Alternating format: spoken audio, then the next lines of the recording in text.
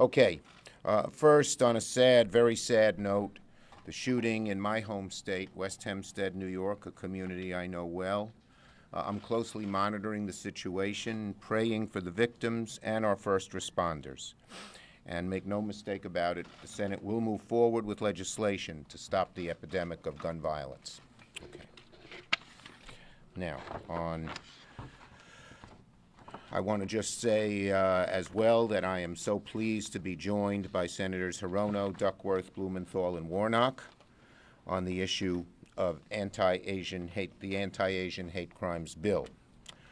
Because of the good work of these senators, working with our Republican colleagues, we've made important progress to passing this significant piece of hate crimes legislation. We're on track to pass the final bill this week. Last week, as you know, the Senate voted to proceed with the legislation by an overwhelmingly bipartisan vote.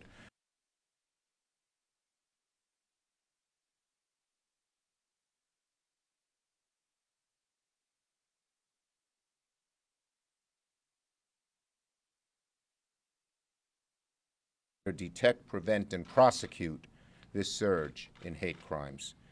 This surge is just awful. I was at another rally yesterday, mainly with the Sikh and Korean American communities in New York, and the fear, the palpable fear that individuals feel simply as they walk down the street or get on a bus or get in the subways is so real. And our society must condemn it, and condemn it roundly. It's awful. And again, I say that a lot of the demons of bigotry were sort of, which we always try to push underground as Americans, were pushed upward by Donald Trump. And we have a long way to go to get them back down below. I want to just give a lot of praise to our two Asian American women senators, Mazie Hirono and Tammy Duckworth, who led the charge. And we really, and I am trying to have the Senate be far more bipartisan than it was. And so our substitute amendment will have a proposal by Senator Collins, a proposal by Senator Moran that Senator Blumenthal worked with him on, language that Senator Rick Scott of Florida put in the bill, and some language that Grassley has put in the bill, working with Senator Warnock. So it's a very bipartisan bill, and our Republican friends improved the bill. I don't say that with any doubt. And we welcome this kind of approach. When the Senate's given the opportunity to work, it can work. And members from both sides of the aisle have worked together responding to this pressing issue. And I don't think this will be, I hope this is not a one-time occurrence. The water bill was reported out of the EPW committee unanimously. We hope to take that up. And we're going to have that opportunity again with the Endless Frontiers Act. Senator Young and I have made very good progress. We've gotten a good number of Democratic and Republican co-sponsors. We're finishing the final touches on the bill, and we'll introduce it very soon. In addition, the Senate Foreign Relations Committee, led by Chairman Menendez, will hold a markup on their piece, and that's expected to be bipartisan. And the Commerce Committee held a hearing last week. So I'm really pleased we're continuing to move the ball forward on the Endless Frontier Act in a bipartisan way, and I look forward to putting that on the floor very soon. Let me call on Senator Hirono. Thank you, Leader Schumer, and all my colleagues who are here, of course, including the Republican members of the Senate who have worked to expand the support for this bill while retaining the purpose of this bill, which the leader has mentioned is actually very reasonable, mainly that we'd like to see more reporting of these kinds of unprovoked hate crimes against AAPIs and incidents of that nature. So that is the substance of the bill, but I can tell you that the AAPI community is under siege. They feel very vulnerable, and to a great extent, in the history of our country, they have felt very invisible. That is why this bill is so important, modest as it is. It is a modest start to recognize that these kinds of hate crimes cannot continue and cannot be tolerated in our country. That this bill is very important to them because it truly is a bill that represents to the AAPI community the Senate and soon followed by the House, because there is a companion bill introduced by Grace Meng in the House, that this is the first time that we will stand up as a body to say that we condemn these kinds of crimes and we're going to recognize it for what it is, hate crimes, and we are going to do something about it. This is very bipartisan, and I worked very closely with Susan Collins to address her concerns, and as noted, there's input from Rick Scott, and of course my colleagues here have very much improved the bill and strengthened the bill, but it is time for all of us to stand up against these kinds of unprovoked attacks. I do not know a single Asian in this AAPI person in this country who feels safe just walking around without being very aware of the surroundings and who might come up to them and yell some kind of a hateful words to them. In fact, one of my employees just said that he was at a Thai restaurant and there was a customer in the restaurant who was not wearing a mask, and the restaurant people asked her to wear a mask. She refused. She started yelling, literally screaming at them, and he was just walking by. He saw that. He tapped on the window and did this to break the sort of the rising cycle of anger that was emanating from this customer, and then she proceeded to go outside and start to yell at him. So this is the kind of unprovoked incidents that occur every single day, multiple times. We need to get the data on this kind of occurrence, and we certainly need to do more than what's called for in this bill, but it is certainly a start and a meaningful start for the AAPI community. Thank you, Thank Senator you. Verona. Senator Duckworth.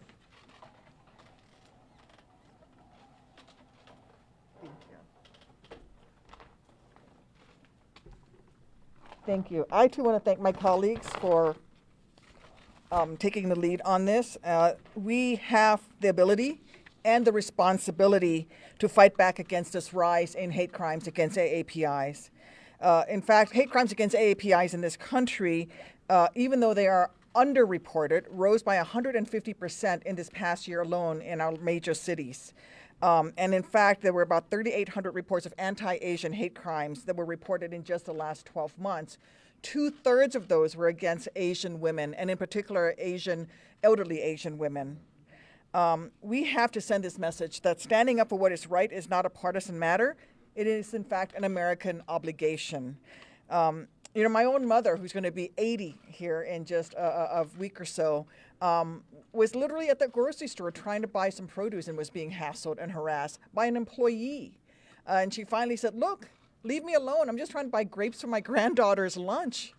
Leave me alone. I'm just trying," and this is a woman who is married to an American veteran and has 2 children who are American veterans, one of whom is a U.S. Senator. And it doesn't matter. Hate doesn't matter. Hate is relentless, and it doesn't stop, and it casts a wide target. And so the entire AAPI community is hurting, is under siege, and this is the least that we can do as a body, to come together in a bipartisan way and push forward. And I just want to thank our colleagues, especially in the Hispanic and Black caucuses, who have worked so closely with the AAPI members on so many of these issues. And the Tri-Caucus working together has really been a blessing to us as we're trying to fight back against anti-Asian hate. Thank you. Thank you, Karen. Senator Blumenthal. I want to join with my colleagues in thanking the courage and strength of Senator Duckworth and Senator Hirono and Senator Warnock. Thank you for your leadership. This anti-AAPI hate is a virus that must be stopped. It is spreading, and we have an obligation to act against it. But it is one variant of hate crimes that have risen astronomically across the United States, directed at African Americans, against Muslims, against Jews. And these hate crimes are notoriously unreported. Just to give you a piece of evidence, the FBI reported that in 2019 there were 7,300 hate crimes, but the Department of Justice's Bureau of Justice Statistics estimated that there were an average of 198,000. So the vast majority of hate crimes in this country are unreported. And this bill recognizes that knowledge is power. It is the power to investigate and prosecute. It's the power to deter, and encouraging reporting of hate crimes, as this bill does. The No Hate Act, which I introduced last session, is named after Khalid Jair and Heather Heyer. And those two individuals were killed in hate crimes 5 and 4 years ago. So this problem has been around for a while. What's different now is we've reached a tipping point. And that tipping point is public awareness that the United States cannot tolerate these kinds of hate crimes anymore. So I want to thank my Republican colleague, Jerry Moran, for joining the bill this year. His support is critical to the No Hate Act. And I want to thank Senator Schumer, particularly, for making sure that the No Hate Act is part of this bill. Thank you. Thank you, Senator Blumenthal. Last but certainly not least, Senator Warnock.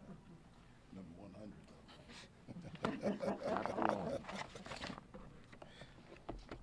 Thank you so very much, Leader Schumer. Make no mistake, today we stand with the Asian community, not only today but in the days ahead.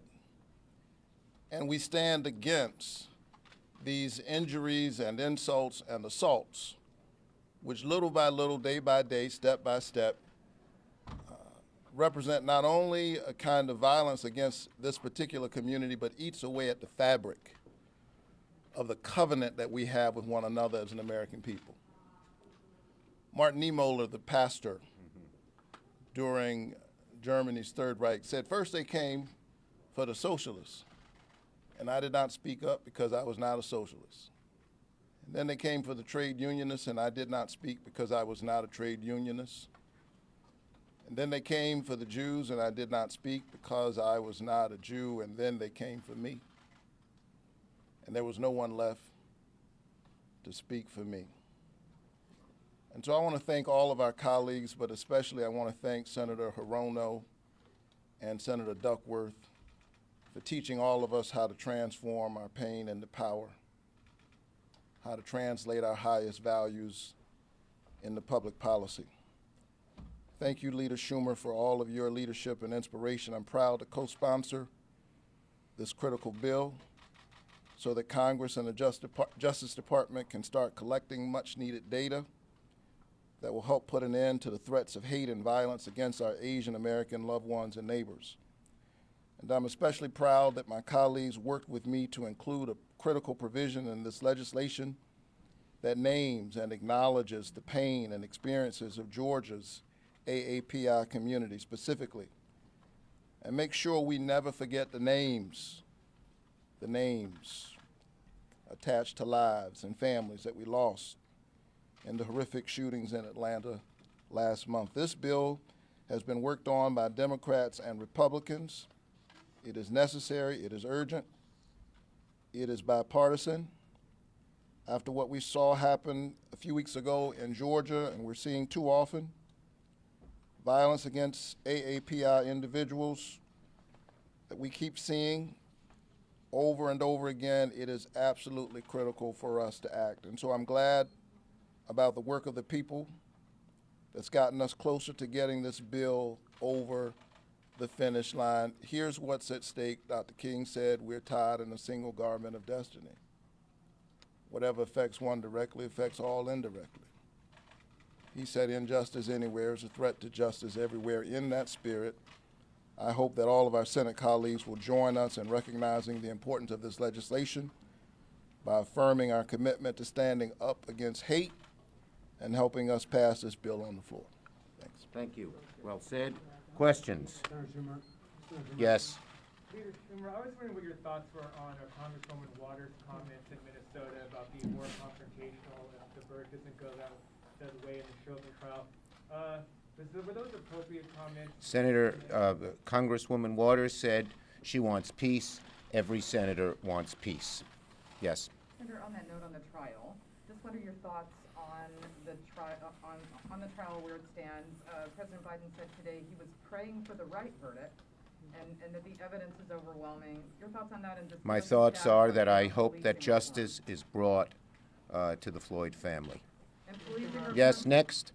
I wonder if you can give us a status update on guns. Are you closer to a 60-vote solution? What would that look like? Yes. And secondly, we're coming up on 100 days of the Biden White House. I wonder if you can reflect a little on the lessons you learned from the Obama years and how you've applied those in the way you. Okay, with two separate questions. On the first one, Senator Blumenthal, who is here, and his colleague from Connecticut, Senator Murphy, are working very hard to come up with a proposal that can pass the Senate.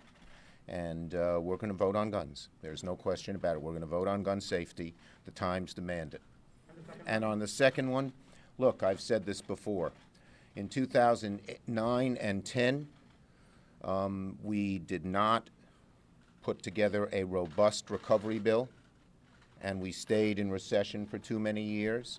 And then we spent a year and a half negotiating on something good, the ACA, but didn't get anything else done, even though that was a good thing to do. We cannot make either of those mistakes again. The bonus. In light of your comments this morning about marijuana and wanting to pursue some marijuana legislation, are you committing to bring marijuana legislation to the floor? And do you think there's an opportunity, given the budget impact, that legalization might have to do some reconciliation options on marijuana? Well, I do want to bring marijuana legislation, legalization, decriminalization legislation to the floor, and we will. You will hear in a few weeks the legislation. It'll answer part of your second question that Senators Booker and Wyden and I will put forward. Manu. Given how volatile of a situation it is in Minnesota right now, why is it okay for any member of Congress to say protesters should get more confrontational? Everyone, all senators and Congressman Waters has said she wants peace. That's what we want. Yes. She said more confrontational. Yes. The White House endorsed the DC statehood bill today. Is that something that you're going to bring to the floor of the Senate? Or is that gonna Look, I believe strongly in DC statehood, and we will try to work a path to get it done. Absolutely. Thank you, everybody. What about policing reform, Senator? Policing reform, we are working on policing reform, and it's again something we hope to get done.